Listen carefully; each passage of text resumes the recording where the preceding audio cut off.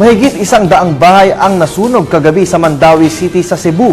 Batay sa ulat, nagsimula ang apoy bandang alas 9 kagabi at umabot ng 2 oras bago ito tuluyang naapula. Kaugnay nito, lumabas sa inisyal na investigasyon ng Bureau of Fire Protection na maaaring nagsimula sa napabayaang kandila ang sunog. Kaugnay nito, tinatayang mahigit 1 milyong piso ang halaga ng napinsalang ari-arian. Samantala, patuloy na isinusulong ng Department of Agriculture Region 12 ang pagpapalago sa pag-aalaga ng baboy at meat processing sa rehiyon. Ayon kay Agri-Pinoy Livestock Program Regional Coordinator John B. Pascual, ang swine backyard raising at processing ay isang magandang negosyo para sa mga residente sa naturang rehiyon dahil makakatulong ito para sa mga nag-aalaga ng baboy upang mapataas ang kanilang kita.